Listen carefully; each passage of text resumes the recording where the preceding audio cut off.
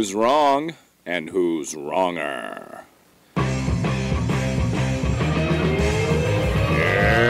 this corner, followed by Millions, James the Exploding Unicorn Breakwell. And in that corner, ignored by Millions, Steve Dash Rinko Levens. Hey everybody, welcome back to Wrong and Wronger, where the phrase "let's record every Friday morning" in Latin means we shall never record on a Friday morning. I am Dr. Steve. It's probably my fault to leave us. He is James, that magnificent beast, the Exploding Unicorn Breakwell. And James, what's going on with our schedule? You know, I could have recorded Friday, but I was going to get to I don't work that Friday, and I wanted to get to a friend's house. I was like, you know what? I could really just use with not talking to Steve for half an hour in this interval. And you seemed reluctant to record in that window. I was like, why don't we just push it? So really, you can blame me for having one friend beyond Steve Olivas. That socialization is a trap, and I fell right into it. Well, you certainly don't need any more friends, because I am friend enough to take up all the Breakwell friend necessities space that you have. But it's Saturday morning, James, and I read something that makes me think I missed one of your columns, and so I just want 30 seconds, because the saga, the odyssey, if you will, of your Honda Odyssey minivan is fascinating and rather entertaining to me. But what the heck happened to your minivan? So it was, we used to have two Honda Odysseys. I usually don't name brands because, you know, they don't sponsor me, but I'm saying bad things about them. Anyway, this one, the one that I'm actually having, that was the one that was cursed. That was the one that had the electrical system that was dying. That was the one where the oil disappeared, where the cord in the doors snapped. And those doors are... The ones that are automatic now are so heavy that you really can't open them if you have to do it manually. They weigh 1,000,000 pounds. And once those cords started snapping, it was going to be $1,200 per cord. I was like, yeah, we're done with this. Anyway, we got a new Toyota Sienna, 2021, brand new, because we had to buy new, because this was like coming out of COVID. Used stock was really low, and if you bought used, you had to get like one of the upper packages with the extras that we don't need. Like, I don't need leather seats. We live in the age of smartphones and tablets. I don't need a TV in there anymore. I don't need an automatic lift gate. My arms sort of work. So in order to get, the cheapest base model was cheaper, brand new, than getting one of the upgraded ones that was on the market used, and that was all that was on the market. So I ended up, for the first time in my life, buying a brand new van. I thought, well, at least I'm not going to have problems. And the problems started almost right away. And none of them have been my fault, but don't tell my insurance that, because they think I'm a monster.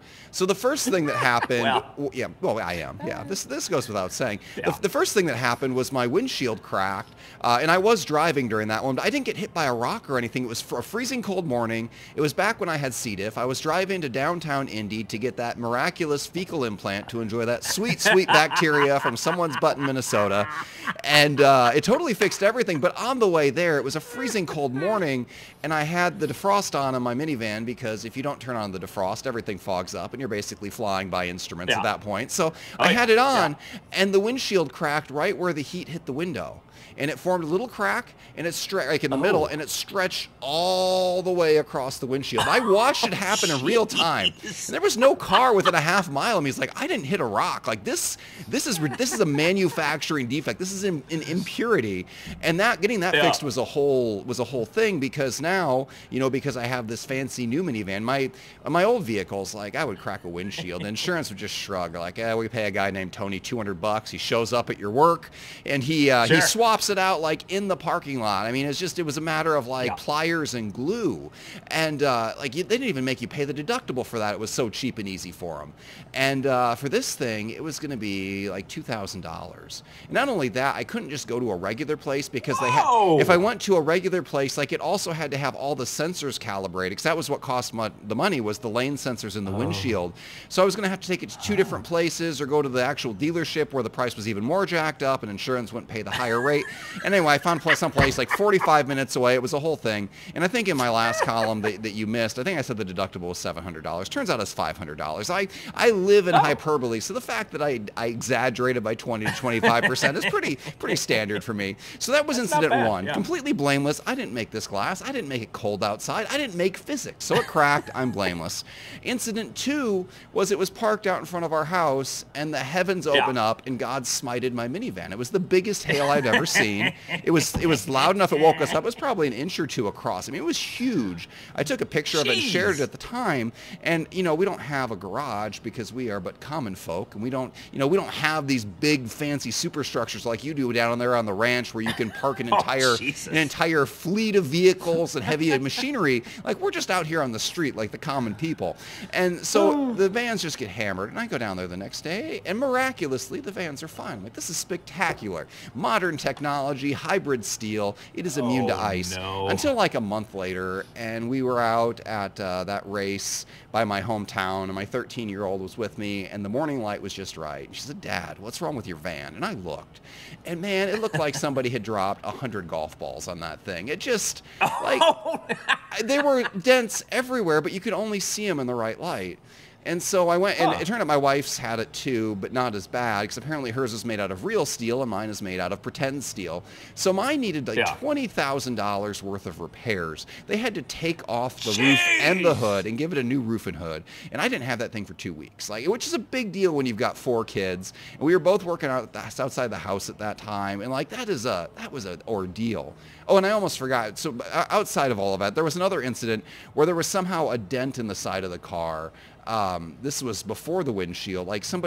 People think like somebody threw a bike at it, like the handlebar side hit it. It was a little high. I don't know. I think maybe somebody was jousting with the side of my van. So that was an insurance claim too at some point. And we know every time you go in, it's always more than deductible. So every time something happens, it's $500 out of pocket.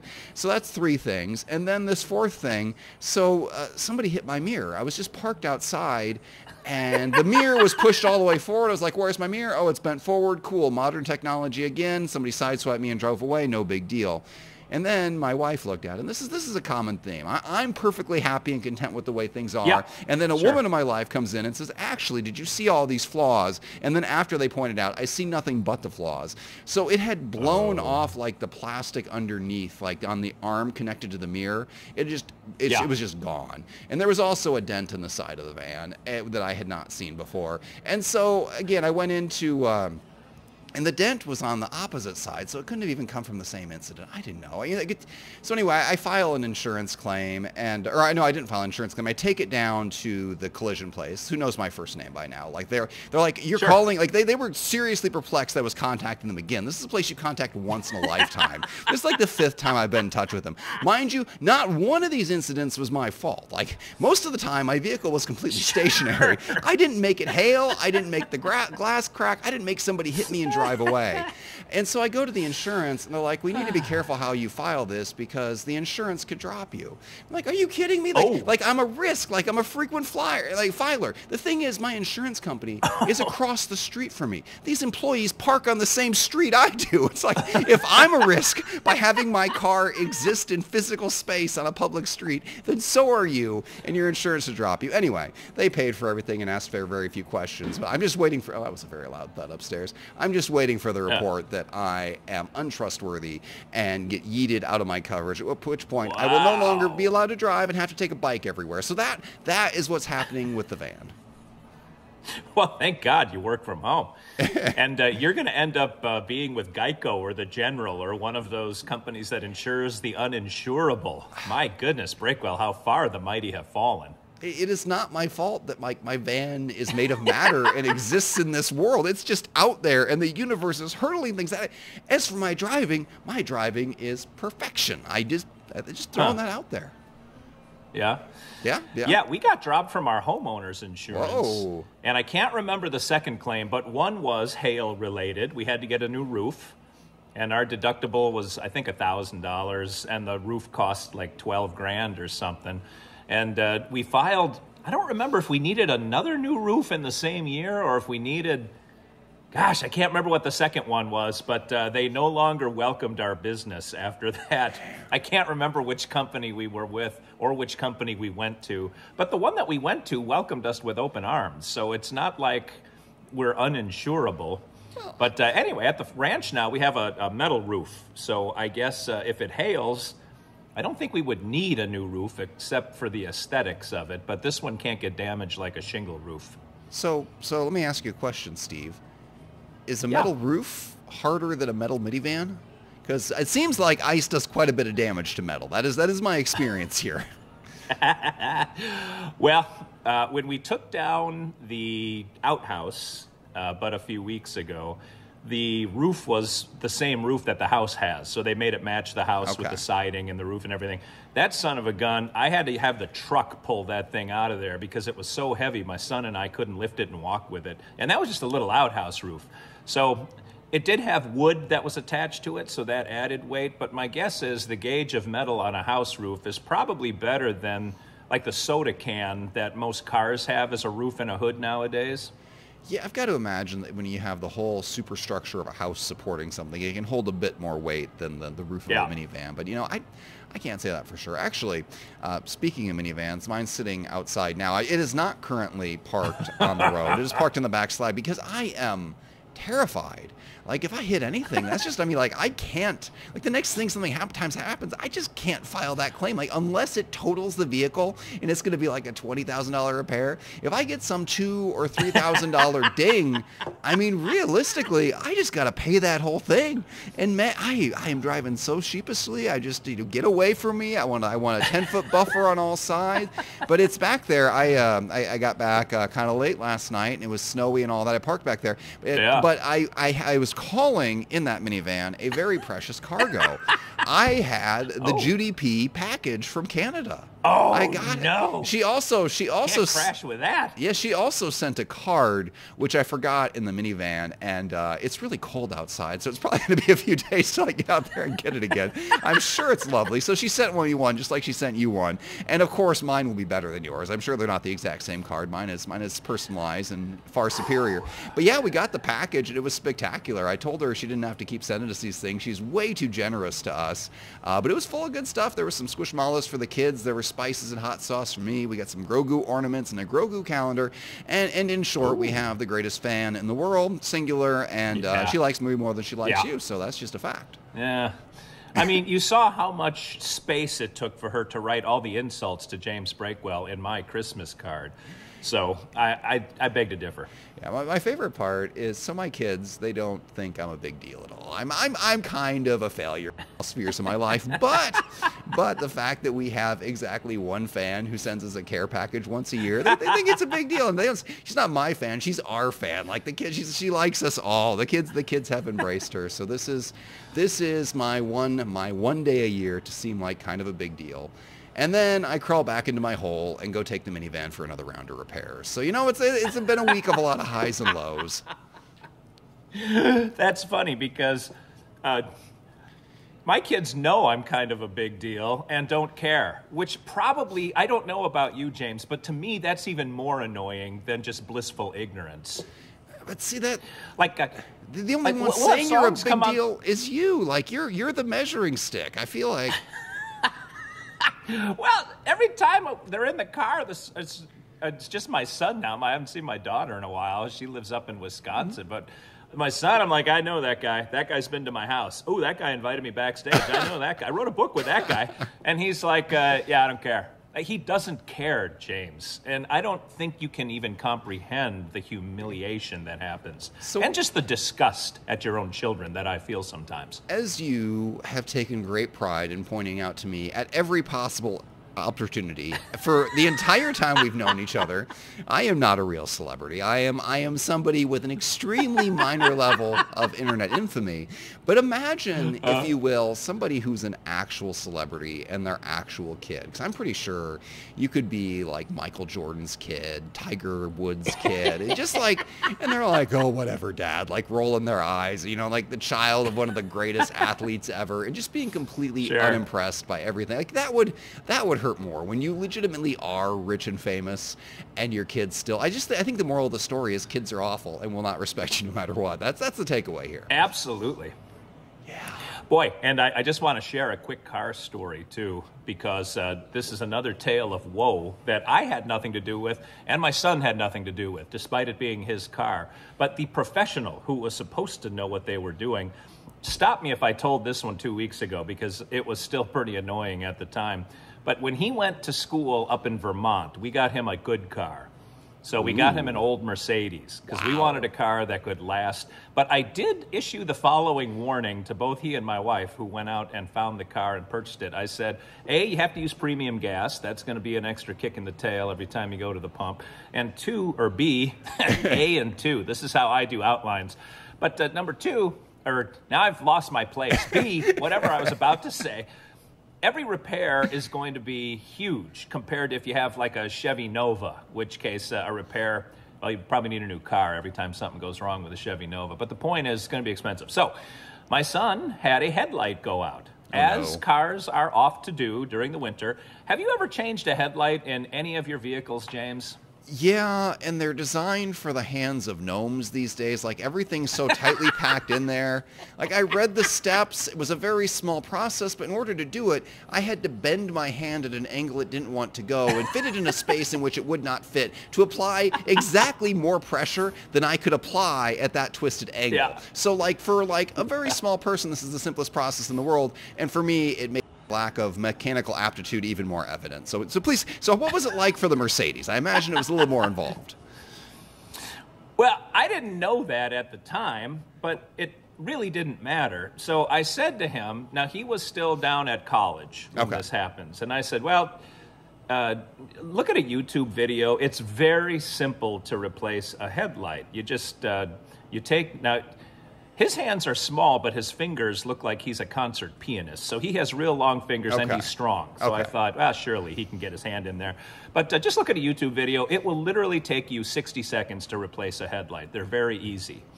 Well, he said, I don't think I can do this. And I said, all right, then go to like AutoZone or Pep Boys or Walmart's Auto Play and just get one of them to do it. They'll know how to do it. And he did. And little did I know, in order to, and take notes on this if any of your children ever want a Mercedes, you have to take the front end off of the car to replace a headlight. Oh my gosh. I didn't know that. And he took it, I can't remember which chain he went to, but the guy that went to fix it for him also didn't understand that Mercedes are a unique creature in the world. And he broke the headlight assembly.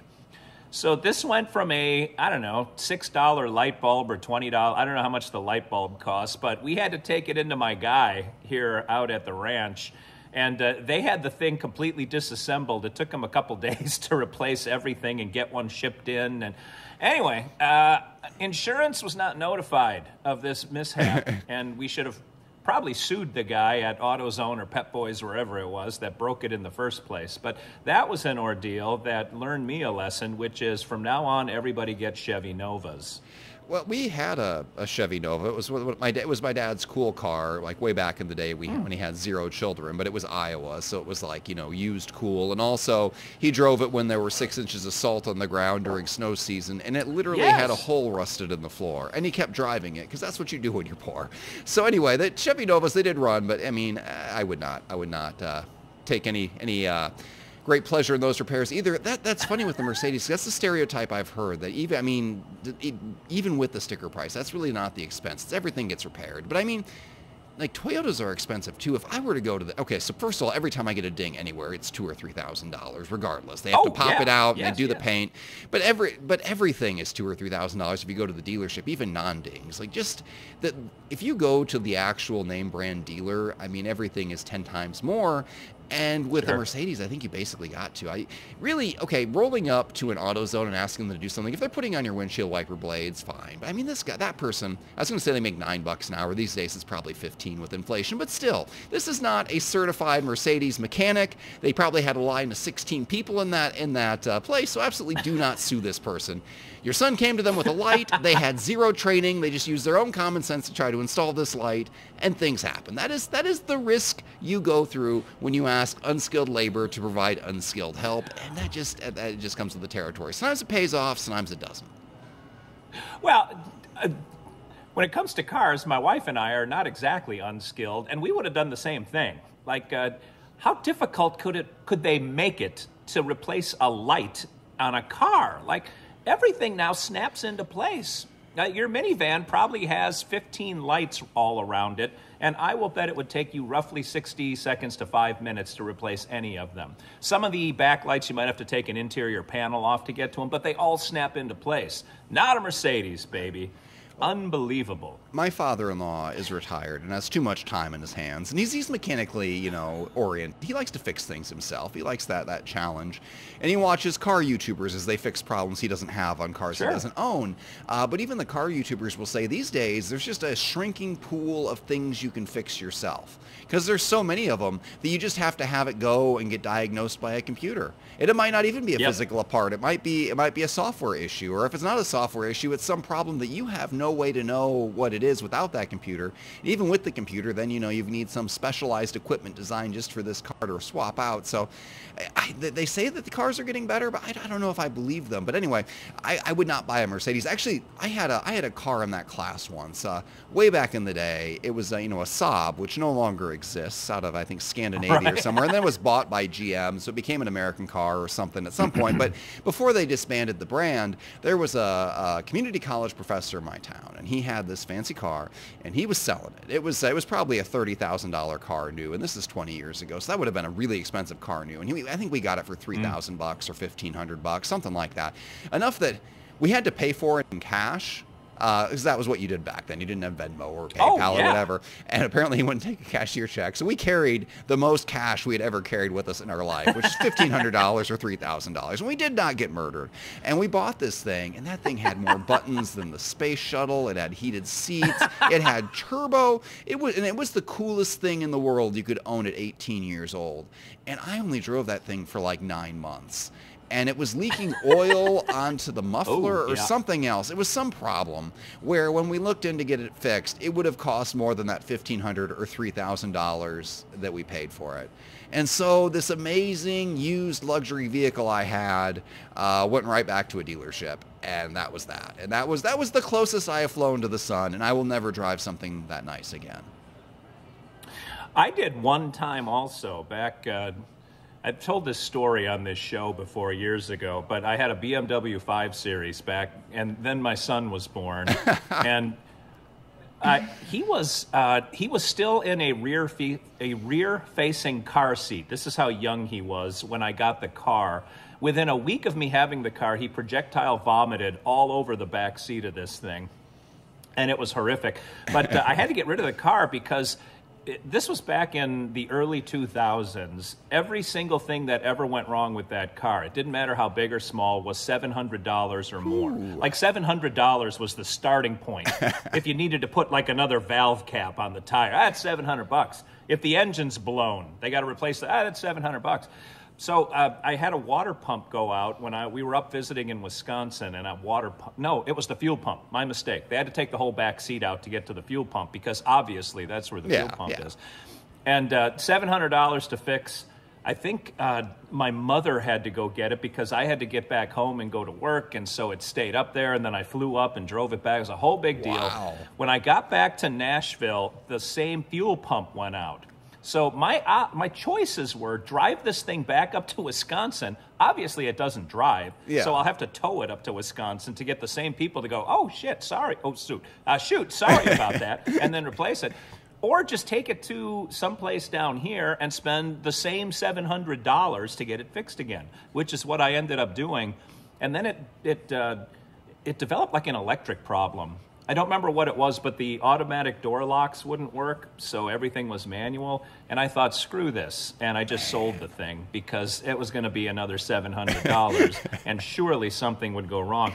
My belief is that that the more expensive the car, the more delicate and temperamental it becomes.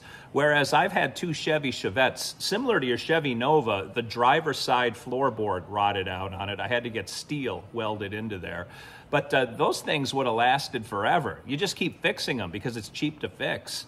But very few things go wrong. When they do their major, then you just throw it away and buy a new one for $900. That's the way that we rolled back then. Yeah, vehicle stores break well. Yeah, my best vehicle was a Geo Prism, and Geo was I think owned by GM. It was a Toyota Camry is what it was. It was built in a joint Toyota GM plant under the Geo badge. But that thing, like, you had the sedan though, right? The coupe. You didn't have the hatchback of the. Yeah, it was 4 doors. Yeah, with no hatchback. And it was tiny, but that thing just ran and ran, and like the dials all fell off the radio. The seats had giant rips in them. Like for the dial, it was the air conditioner too. Like I had one dial for like 6 knobs, and I had to pull it off and move it back and forth. But that thing just kept going, and that's the one that got destroyed when a teenager spun out of control and went flying across my lane. And she was driving a 1970s International truck, which I'd never heard of until it almost killed me. Whoa. And it just it completely destroyed my front end, like crushed airbags out. It was a bad crash. I mean, I walked away from it fine because I'm indestructible, but her truck was even more indestructible. So this thing totals my car, and it put a dent the size of an egg behind her back wheel, and that was it. Yeah. It was. She was angry because you chipped her paint. It was amazing, and her dad never even got that pounded out. I've told this story a million times, but like a month later, I saw the same girl with the same truck with the same dent in the middle of a field. There was a curve, and she had driven off, and I just. Man, as her father at that point, you got to be like, okay, we need to go back to the drawing board here. We need to get you on a riding lawnmower or a golf cart because you are a danger to yourself and others. I will say one other thing about that Saab. This is another story I've told too much, but it needs to be said. This injustice needs to go down in history, and then I'll let you walk us out of here. So for a streak there, I've gone through a few streaks in my life where I just get flat tires all the time, just like every other month, and I got really good at changing tires. Well, I had a flat tire in the Saab, and I went to change, and it was the wildest thing because every other car in the world, probably even Mercedes, like when you pull off the wheel, it's got like the before studs or whatever they're called, the metal part that you slide the wheel onto, it sticks out from the hub. Like that part is affixed to the car, which makes sense. But with the Saab, the hub had a hole and the wheel had a hole, and you had to line them up and slide a screw into it. It was the wildest thing I've ever seen. It was like, why? It was a deliberately obtuse and inconvenient process. And in order to get this line up, because wheels are heavy, cars are heavy, you have to get the car jacked to exactly the right height to line up 4 or 5 holes and then slide a bolt through them both. I mean, it is an unnecessary point of mechanical failure, and I have never been so flummoxed in my life as the night where I had to put on a spare tire with that. And that is why Saab no longer exists, because those Scandinavian engineers decided to bring down America by making replacing those tires impossible. That is my final rant on my final soapbox. I'll give a final rant that's along those same lines. Ooh. Just talk about sheer weight of tires. Mrs. Steve drives a Jeep Wrangler, and I had to replace. I had to change one of her tires recently. And with the rims, those tires probably weigh as much as NASCAR tires, which are about 80 pounds each. And usually I can just sort of pick the thing up and be on one knee and kind of line it up and use my chest to push the tire on. With this thing, I couldn't even pick it up and hold it. So I had to sort of put it on the tops of my feet. And just to sort of reach the right height to get the things and the studs and then try to figure out how to line them up and then push it on with my arms. And it was a whole process that I never want to do again. Yes. So speaking of never wanting to do things again, maybe we will never do this show again. And what a glorious decision that will ever be. But just in case Breakwell doesn't break and see things my way, we'll record next Friday morning. Until then, this is Steve Olivas, Dr. Steve for James the Exploding Unicorn Breakwell, saying thanks for watching, thanks for listening, hug your kids, but more importantly, hug your car, because it does not love you back. And until we meet again, I will say 2 wrongs can make a right.